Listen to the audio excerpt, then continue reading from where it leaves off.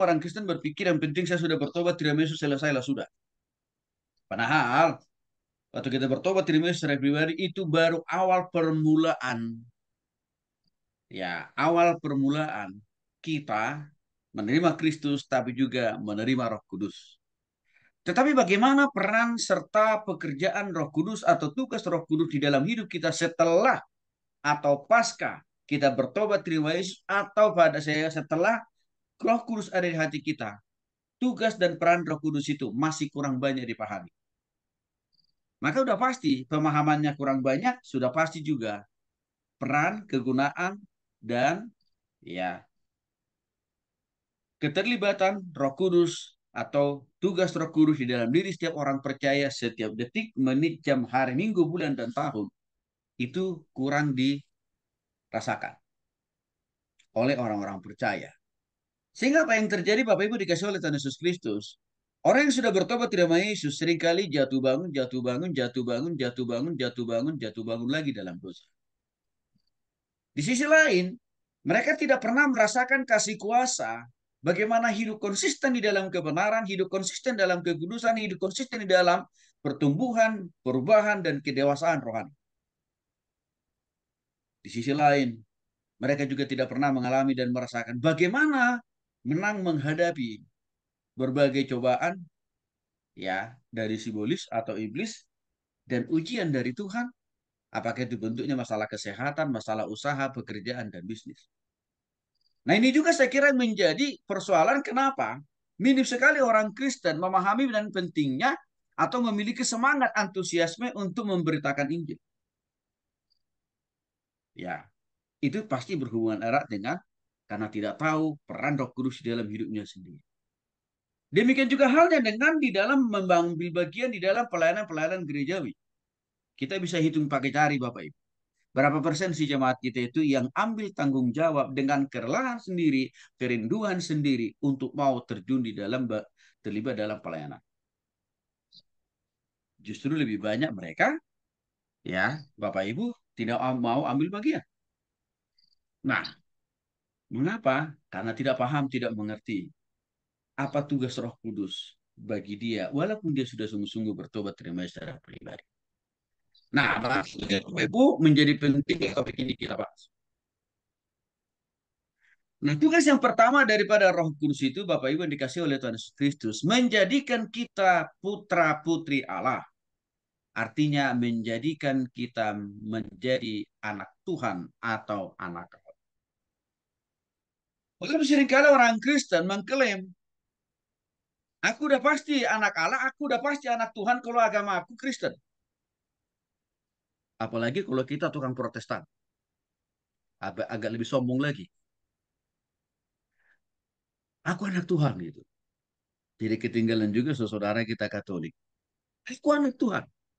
Belum lagi lagu itu selalu kita dengarkan pada waktu kita sekolah minggu. Tapi kita lupa. Kalau kita mengaku kita anak Tuhan, pertanyaannya, apakah hidup kita sudah serupa dengan Kristus? Nah justru seringkali orang yang mengklaim dirinya anak Tuhan atau anak Allah, hidupnya justru berseberangan Bapak Ibu. Bertolak belakang dengan sifat dan karakter daripada Allah itu sendiri. Maka dengan demikian mau saya katakan dalam kesempatan ini tidak otomatis. Orang yang mengaku penganut agama Kristen pasti anak Allah. No. Kecuali, nah ini yang sedang kita bahas di sini. Orang itu sudah mengalami kelahiran baru di dalam Kristus.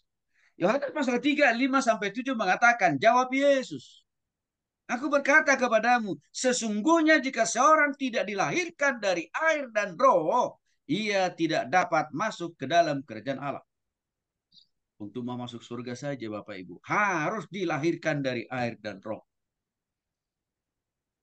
Dan itu tidak lebih tidak kurang hanya karena pekerjaan daripada Roh Kudus sendiri. Ini yang menjamin seseorang untuk mendapatkan kehidupan di surga. Maka sekali lagi, tidak otomatis orang bisa mengklaim aku anak Tuhan, engkau anak setan, gitu kira-kira begitu Bapak Ibu ya. Orang yang ngaku-ngaku anak Tuhan tadi tidak langsung otomatis dia masuk surga, enggak. Kecuali kalau dia sudah dilahir barukan oleh yang namanya Roh Allah atau Roh Kudus. Dilanjutkan lagi di sini, apa yang dilahirkan dari daging, ini kan berarti kelahiran jasmani. Yang kita alami pada waktu kita lahir ke dunia ini lewat rahim ibu kita masing-masing. Itu yang dimaksud dengan dilahirkan daging, dari daging. Adalah daging. Dan apa yang dilahirkan dari roh? Adalah roh. Janganlah engkau heran, karena aku berkata kepadamu, kamu harus dilahirkan kembali. Nah, di sini yang pertama, Bapak Ibu dikasih oleh Yesus Kristus, kita melihat tugas Roh Kudus itu yang pertama membuat kita mengalami kelahiran, ya, atau dilahirkan secara roh, atau dalam istilah lain dilahirkan secara rohani. Dilahirkan secara rohani itu artinya kita bertobat terima secara pribadi itu karena karya dan pekerjaan daripada roh Allah itu sendiri. Bukan karena kita sudah lahir ke dunia ini dari rahim ibu kita, bukan. Waktu kita dilahirkan dari rahim ibu kita itu hanya menjadi jembatan bagi kita untuk hidup di dunia ini. Selesai sampai di situ saja. Artinya apa? Orang dilahirkan secara jasmani, orang yang lahir ke dunia ini tidak otomatis masuk surga walaupun agamanya Protestan Katolik. No. Yohanes pasal 3, 5 sampai 7 menegaskan hal itu. Kecuali kalau dia atau kalau kita dilahirkan secara rohani melalui itu artinya adalah lewat pekerjaan Roh Kudus. Nah, ini gerbang pertama, ini pintu utamanya. Kita bisa mendapatkan kehidupan yang kekal di surga. Sebenarnya ayat ini kan bukan ayat yang baru di dalam Alkitab kita. Udah lama kok ini. Tetapi yang menjadi persoalan, kenapa tidak semua gereja, tidak semua para pendeta-pendeta, tidak semua sekolah-sekolah teologi mengharuskan, mengajarkan, membimbing, menguraikan ayat ini kepada jemaatnya, kepada mahasiswanya. Ya kembali tadi Bapak Ibu. Karena pemimpin rohaninya juga tidak pernah mendapatkan pemahaman, pengertian, dan pengajaran ini. Kan itu masalahnya. Saya bersyukur kepada Tuhan. Dan saya kira sekaligus juga saya mau katakan kepada Bapak Ibu. Kalau Bapak Ibu berani mengambil keputusan di sekolah teologi di luar denominasi Bapak Ibu, saya mau katakan ini kemajuan luar biasa buat Bapak Ibu.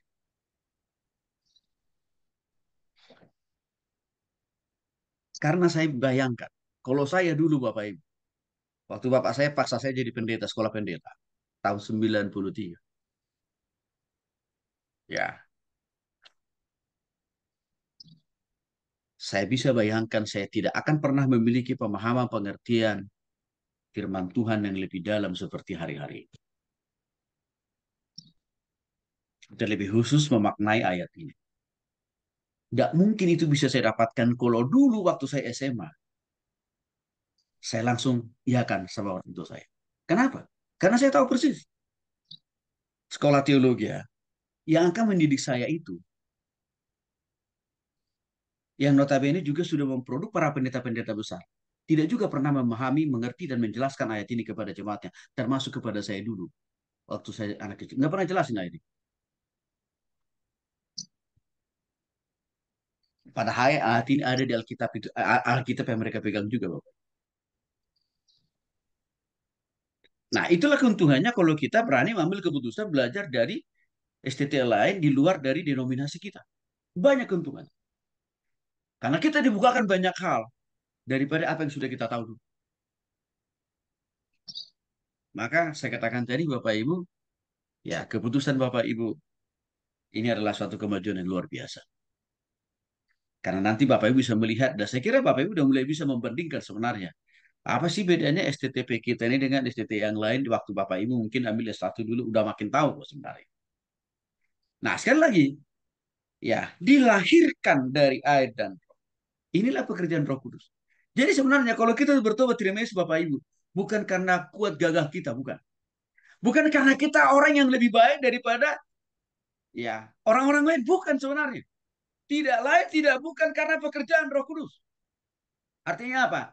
Tidak lain, tidak bukan karena pilihan dan panggilan Tuhan kepada Bapak, Ibu, dan saya, maka untuk itulah Tuhan mengutus rohnya, bekerja, melunakkan, menjamah hati, pikiran, dan perasaan kita, yang akhirnya Roh Kudus yang sama menggerakkan hati dan pikiran kita untuk buka hati, bertobat, terima secara pribadi. Itu pekerjaan dari Roh Kudus.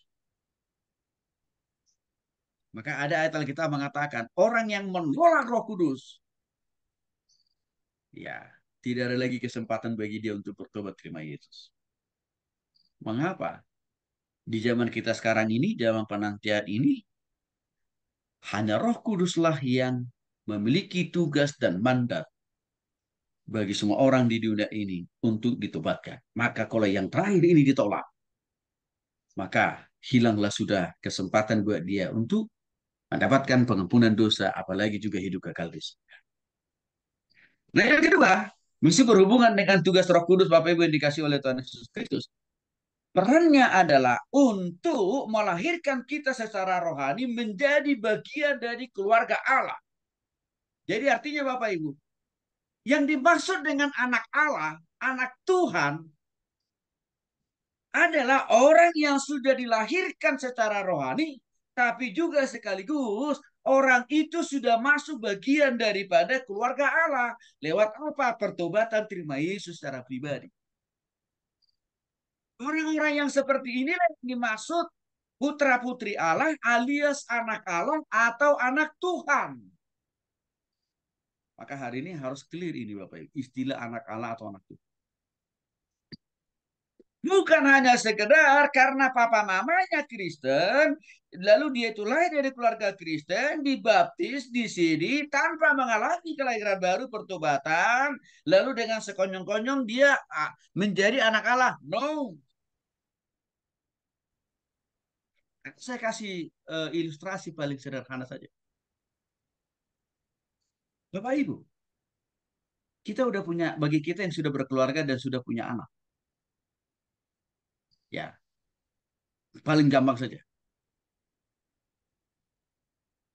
Saya mau kasih contoh diri saya sendiri. Anak saya yang pertama itu Yoel Enrico Meliano Hutasoid. Oke, dia berani memakai marga Hutasoid karena dia paham. Papa saya itu marga Hutasoid. Maka kemanapun dia pergi, Hutasoid itu akan selalu ada terus dan melekat di dalam namanya. Maka kemana-mana pun dia juga akan mengaku dan mengatakan, saya anaknya Pak Tony Hutasoid. Jadi itu sah. Karena kenapa?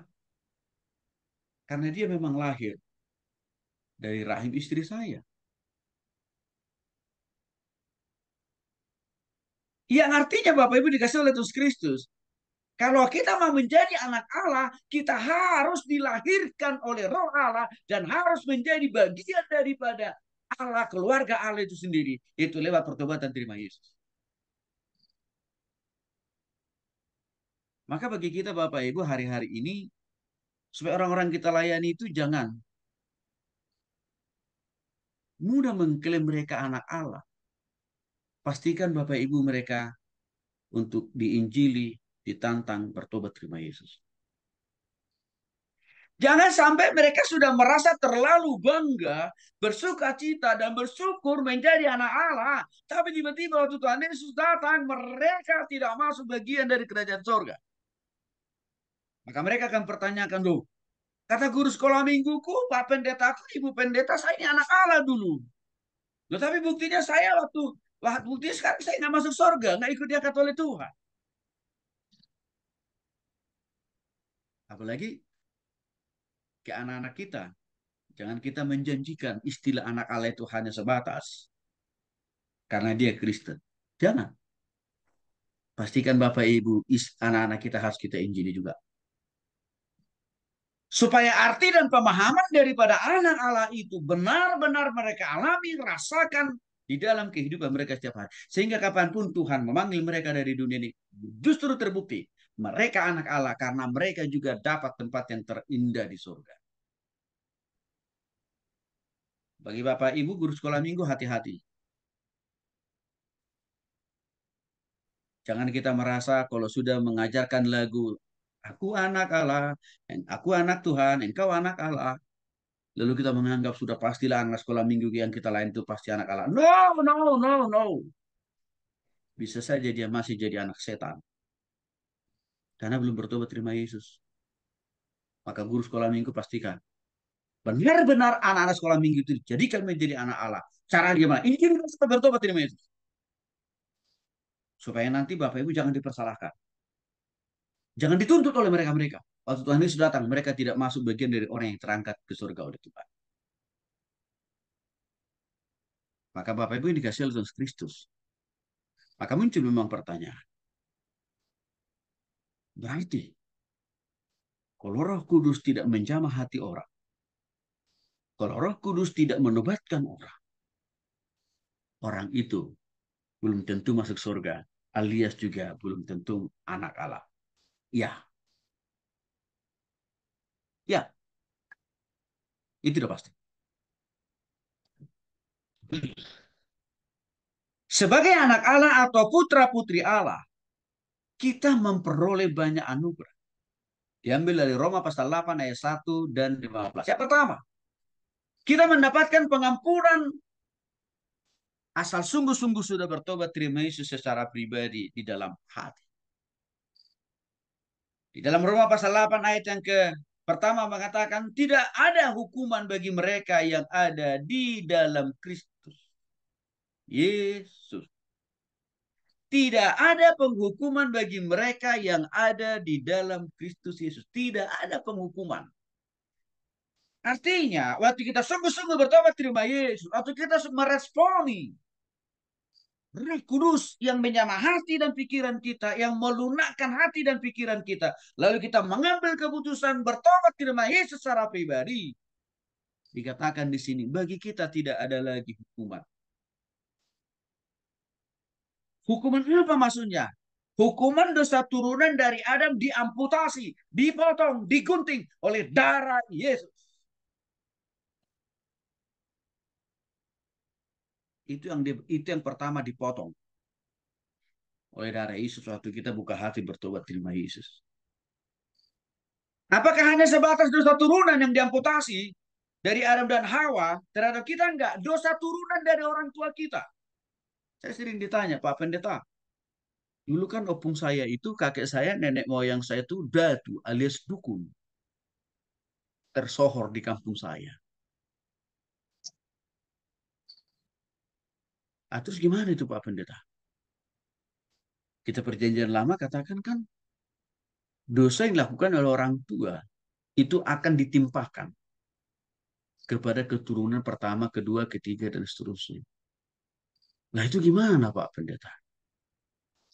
Saya bilang kalau Bapak Ibu sungguh-sungguh bertobat terima Yesus, tidak usah khawatir. Sejahat apapun orang tua kita, kakek nenek moyang kita, opung kita, pertobatan kita kepada Kristus itu mengakhiri semua.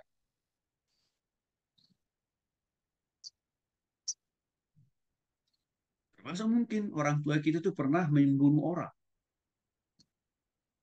menghabisi nyawa orang.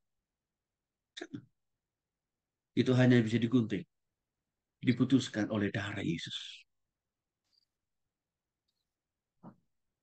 Maka untuk itulah Bapak Ibu sebenarnya ini perlu kita jelaskan kepada jemaat-jemaat yang kita layani supaya mereka tidak terintimidasi terus-menerus. Dan bukan hanya dosa itu aja yang dipotong dan diamputasi oleh darah Kristus. Termasuk juga apa? Dosa yang kita buat sendiri. Dosa yang kita buat sendiri. Artinya dosa karena kesalahan, karena tindakan dan perbuatan kita yang salah. Itu juga telah diamputasi, telah dipotong, telah digunting oleh darah Yesus. Asal dengan catatan Bapak Ibu. Kita sungguh-sungguh bertobat. Akui dosa dan kesalahan kita, kita buka hati, terima Yesus dan Roh.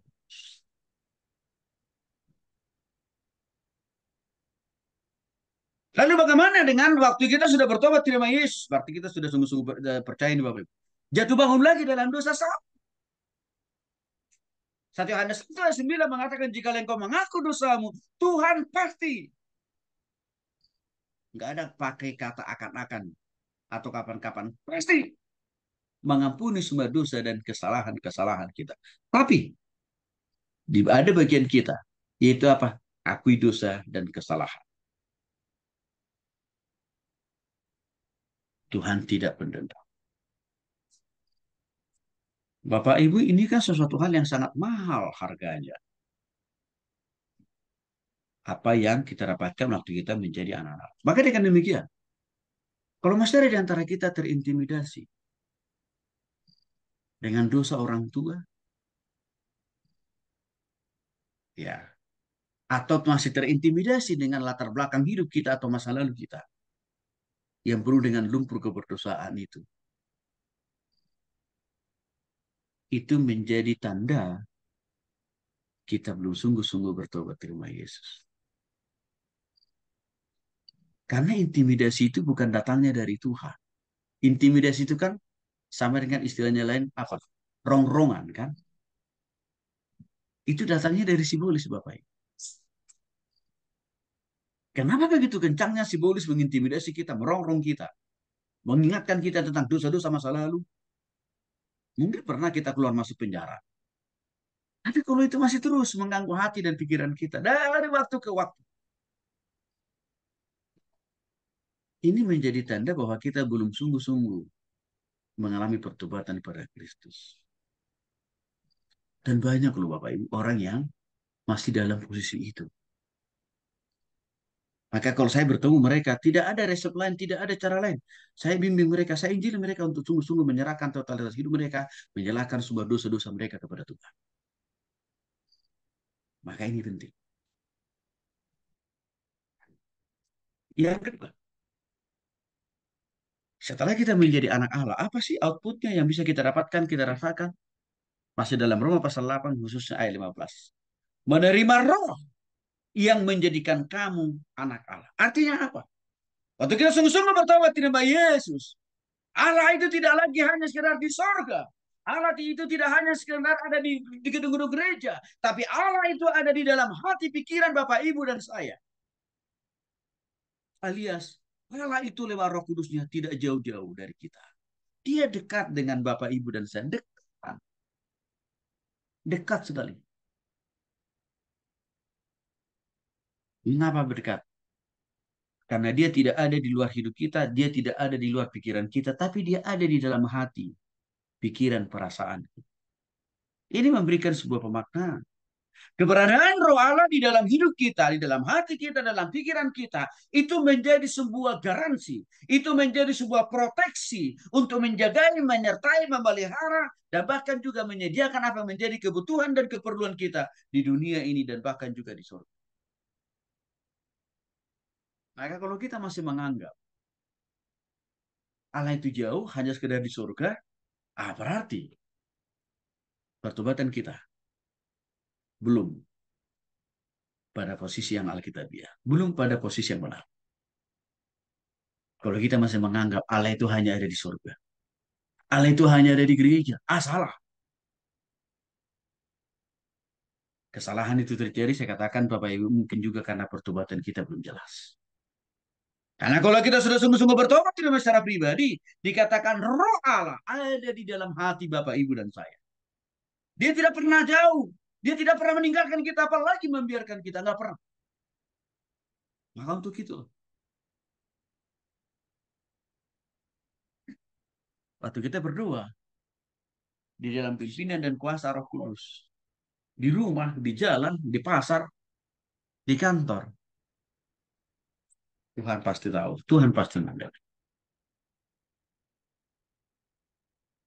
Nah ini perlu kita pahami Bapak Ibu supaya kita tidak lagi menganggap Tuhan itu ya jauh, nggak pernah jauh. Kita yang membuatnya jauh karena kita belum di dalam Kristus dan Kristus belum ada dalam diri kita. Dan sekali lagi, masih banyak orang Kristen belum mengalami, belum menyelami, belum mengerti pekerjaan atau tugas Roh Kudus yang pertama ini. Maka ini menjadi penting buat kita Bapak Ibu. artinya dijadikan menjadi anak Allah? Yang pertama, saya mau baca dulu Roma pasal 8 ayat 14 sampai 17. Semua orang yang dipimpin oleh Roh Allah adalah anak. Nah, ini jadi. Rupanya anak Allah itu bukan hanya sekedar klaim sepihak dari kita. Bukan.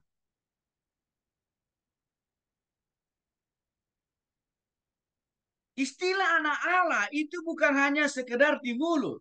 Bukan hanya sekedar karena kita hafal lirik lagu. Aku anak Allah, engkau anak Tuhan. Kita semua anak Allah. No.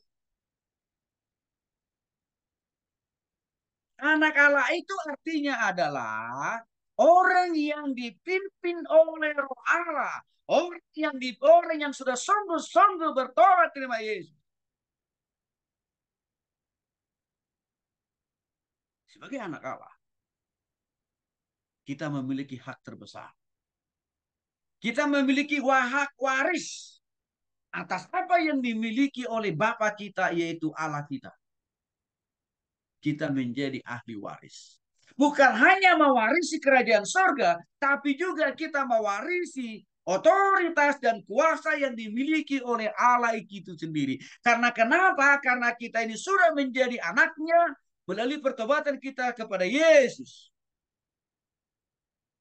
Apa contohnya? Kita dapat mempergunakan dan memperoleh kuasa dari Tuhan untuk selalu apa Bapak Ibu? Hidup dipimpin dan dikuasai oleh Roh Kudus. Kita memiliki kuasa untuk berkata tidak terhadap dosa. Kita memiliki kuasa untuk menolak dosa. Kita memiliki kuasa juga untuk mengusir si iblis atau si iblis. Ini sebagai bukti bahwa kita ini anak Allah. Yang artinya apa? Anak Allah itu Bapak Ibu nggak mungkin hidup terus dalam dosa. Nggak mungkin. Yang namanya anak Allah benaran, anak Allah benaran Bapak Ibu ya, yang sudah sungguh-sungguh bertobat. Pasti setiap waktu, setiap saat, dimanapun dalam situasi kapanpun, dia selalu lebih sering hidup di dalam kebenaran. Dia selalu sering hidup di dalam kekudusan. Dia selalu hidup di dalam ketaatan dan kesucian. Artinya apa? Tidak selalu terus-menerus hidup dalam dosa. Kenapa? Karena roh Allah ada dalam dirinya. Roh Allah hanya mau tinggal diam, berkenan, memimpin dan menguasai orang per orang. Hanya kalau orang itu sudah sungguh-sungguh bertobat terima Yesus. Kalau orang itu belum mengalami itu, maka nggak mungkin roh Allah ada dalam diri orang.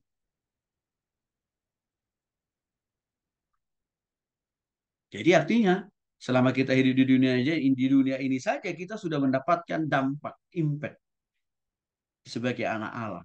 Kita diberikan kuasa untuk apa? Tidak lagi selalu hidup di dalam dosa. Kita diberikan kuasa untuk berkata tidak terhadap dosa.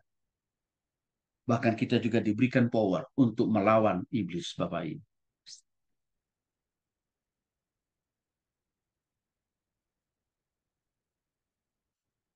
Maka dengan demikian, bagi kita yang sudah memiliki roh Allah, jangan takut Bapak Ibu. Kalau Bapak Ibu diperhadapkan atau diizinkan Tuhan untuk melakukan pelayanan pelepasan atau pelayanan okultisme, jangan takut. Karena roh Allah ada dalam hati Bapak Ibu. Bukan kalau kita katakan, roh yang ada dalam diri kita jauh lebih besar dari roh apapun yang ada di dunia ini. Roh yang ada di dunia ini maksudnya apa? Iblis kan Bapak Ibu. Maka supaya kita bisa melawan ya roh yang ada di dunia ini, yaitu iblis, ya kita harus memiliki kuasa daripada Allah itu sendiri dengan kita sungguh-sungguh bertobat terima Yesus. Untuk itulah bukan sesuatu hal yang aneh sebenarnya. Kalau orang-orang sudah dalam Tuhan, orang-orang sudah bertobat kepada Tuhan, diberikan kuasa untuk melakukan pelayanan kesembuhan, kan Bapak Ibu? Atau melakukan pelayanan mujizat. Itu nggak aneh itu. Karena kenapa? Itu adalah fasilitas. istimewa yang diberikan Tuhan kepada orang yang sudah sungguh-sungguh bertobat terima Yesus. Belum lagi dengan berkat-berkat Tuhan yang lain.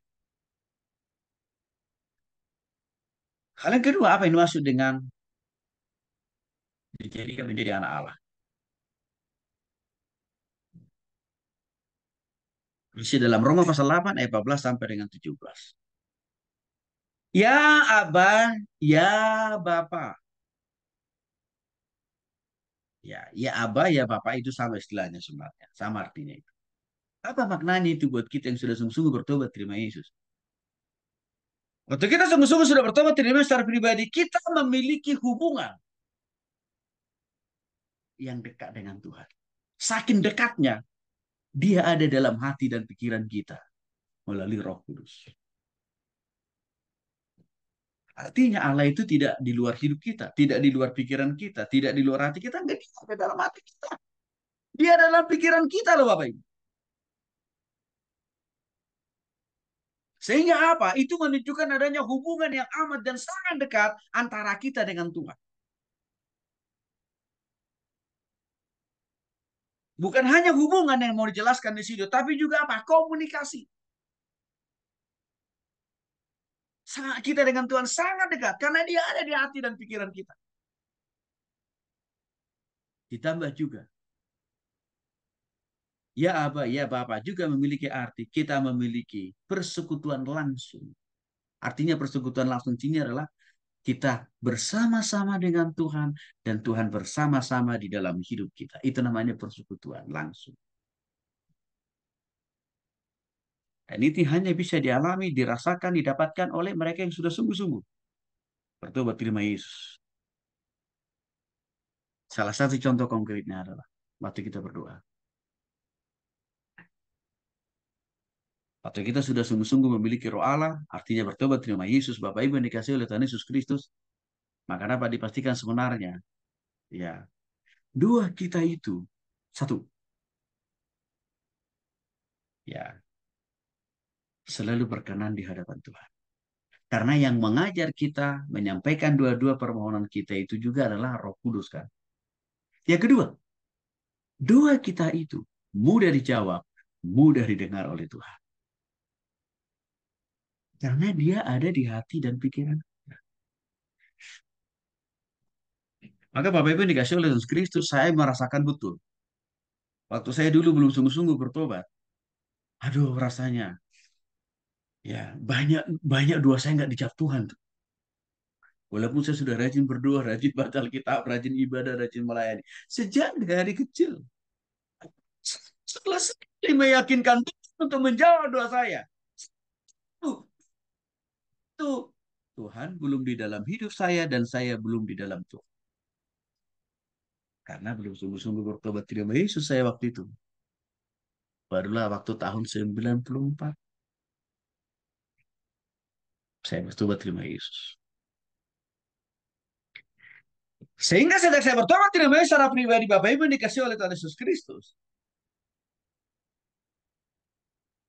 Terlalu banyak doa-doa yang saya ucapkan kepada Tuhan, baik yang tidak saya ucapkan, dijawab, direalisasikan, dikabulkan oleh Tuhan.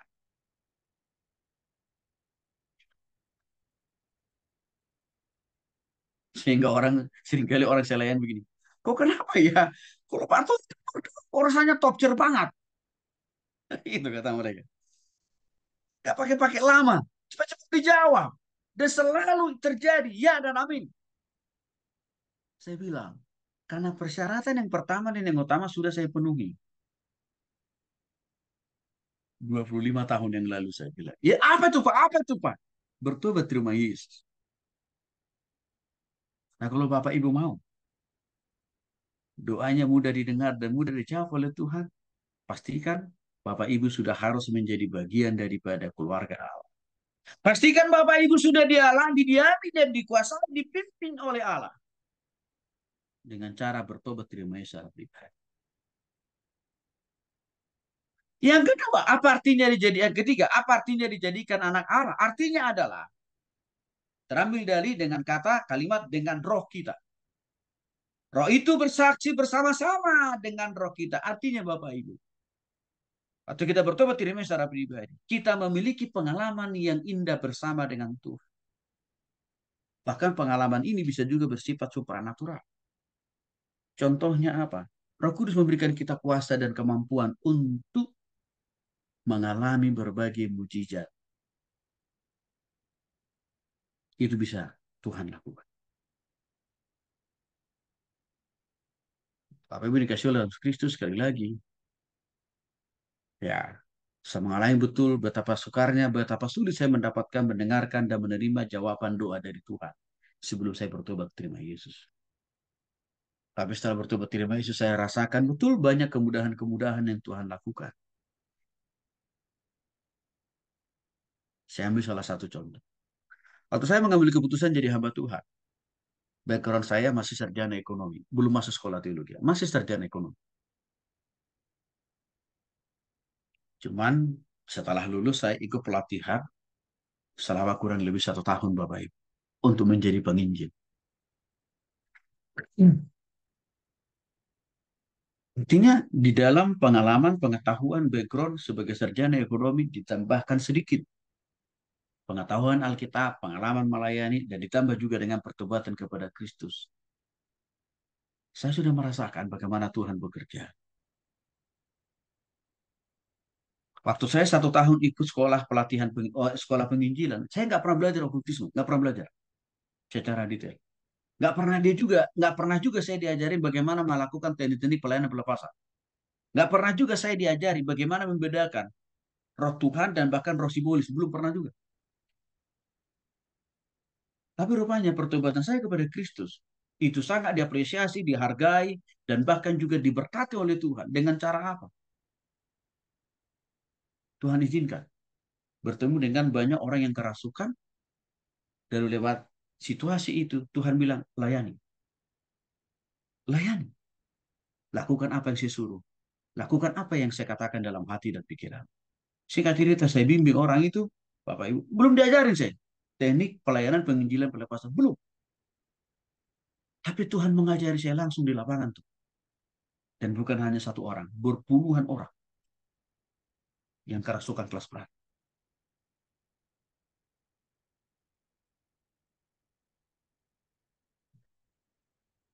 Ya, itu adalah salah satu tanda.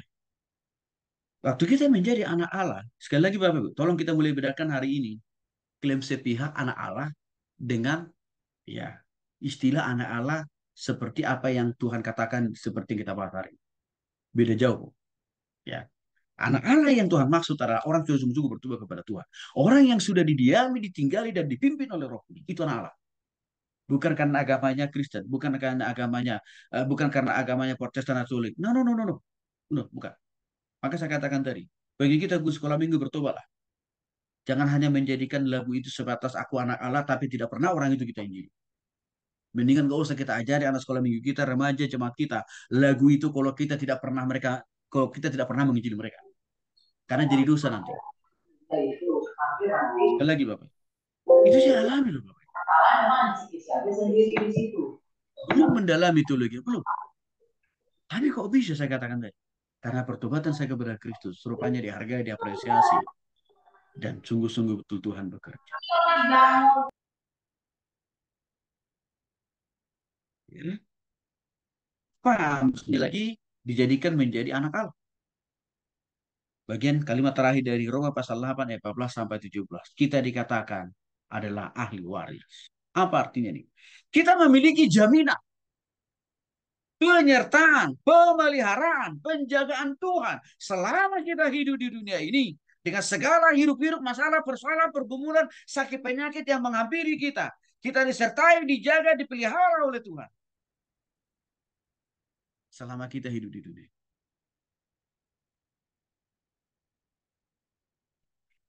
Dan sudah pasti, kita tidak usah ragu tentang bagaimana hidup kita di surga. Itu juga sudah dijamin oleh Tuhan. Walaupun posisi kita hari ini masih di bumi kan Bapak Ibu ya. Kita belum di surga hari ini, belum. Masih di bumi. Tapi jaminan bagi kita untuk di surga itu sudah pasti kok. Maka artinya Bapak Ibu dikasih oleh Tuhan Yesus Kristus atau kita sungguh-sungguh bertobat di nama Yesus, arti dari Pak ahli waris, kita memiliki warisan, hak, penyertaan, pemeliharaan, penjagaan Tuhan yang sempurna. Baik waktu kita hidup di bumi ini, baik secara jasmani, baik secara materi, baik dalam usaha, bisnis, pekerjaan, pelayanan, bahkan juga segala sesuatunya. Dipelihara Tuhan, dijamin pemeliharaan, penyertaan Tuhan buat kita di dunia ini. Termasuk juga dari mara bahaya. Ada orang bertanya gini, tapi Pak Tony saya sudah sungguh-sungguh bertobat terima Yesus Pak. Tapi kok saya juga masih bisa mengalami sakit penyakit Pak? Iya, itu tidak berarti jaminan pemeliharaan penyertaan Tuhan itu tidak berlaku. Enggak. Roma 8 dan 28. Allah turut bekerja dalam segala sesuatu untuk mendatangkan kebaikan. Artinya apa? Di tengah-tengah jaminan penyertaan dan pemeliharaan Tuhan yang Tuhan lakukan bagi kita hidup di dunia ini, bisa saja Tuhan menguji kualitas iman kita melalui pergumulan. Tapi kalau itu pun kita alami, kita rasakan Bapak Ibu dikasih oleh Tuhan Yesus Kristus, tetap juga Tuhan luputkan kita. Tuhan mampukan, Tuhan kuatkan juga kita boleh melewati pergumulan demi pergumulan itu kan. Jadi artinya jangan juga kita berpikir arti jaminan penyertaan pemeliharaan ini, wah saya nggak mungkin lagi, saya tidak akan diuji oleh Tuhan. Enggak begitu Bapak Ibu. Pasti bisa diuji Tuhan kok kita. Mengapa? Karena kita memang belum sempurna total kan Bapak Ibu. Karena di surga tidak ada lagi proses pengujian. Di surga itu orang-orang yang sudah sempurna total. Maka sebelum sampai kita ke sana, Tuhan sempurnakan total dulu roh, jiwa, tubuh, dan totalitas hidup kita. Mungkin bagi Bapak Ibu, para profesional pengusaha berpikir, Pak Tony, saya sudah sungguh-sungguh bertobat di nama Yesus, Pak. Tapi kok kenapa usaha saya, bisnis saya, ya bertambah hari, minggu, bulan, kok rasanya kok makin down, Pak? Bisa saja Bapak Ibu sedang diuji kualitas imannya.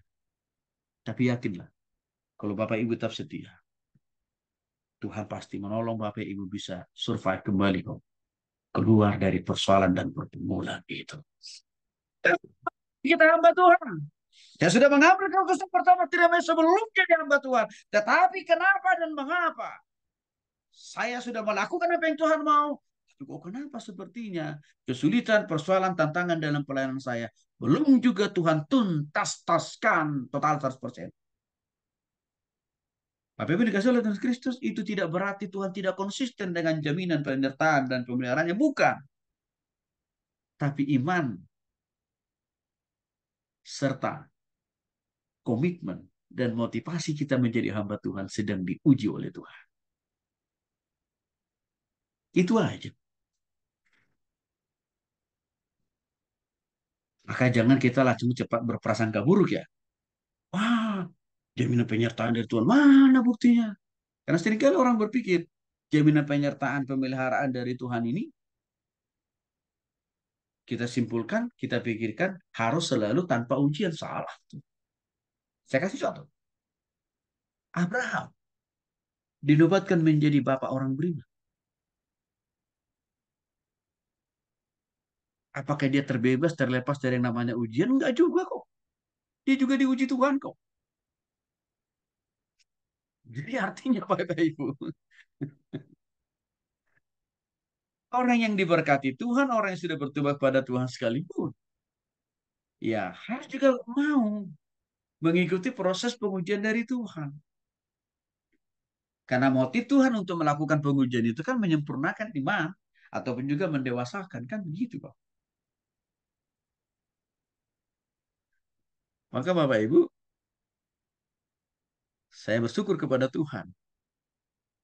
Pengujian yang pertama, waktu saya dan istri ambil keputusan jadi hamba Tuhan. Pengujian yang pertama yang Tuhan izinkan kami alami adalah dari para hamba-hamba Tuhan. Emang Pak Tony diapain? Saya difitnah. Saya diusir. Saya ditolak. Bahkan saya disingkirkan Bapak Ibu. Itu dari hamba-hamba Tuhan. Kalau bisa, mereka itu mau mematikan saya sebenarnya. Dengan berbagai upaya dan cara. Karena pada akhirnya mereka sampai bayar dokter untuk mengeluarkan surat keterangan palsu. Itu ujian yang pertama. Waktu kami bawa ijazah sarjana ekonomi kami, mengatakan kepada Tuhan, Tuhan kami siap meninggalkan dunia usaha dan bisnis, kami siap masuk dalam dunia pelayanan. Tapi langsung Tuhan.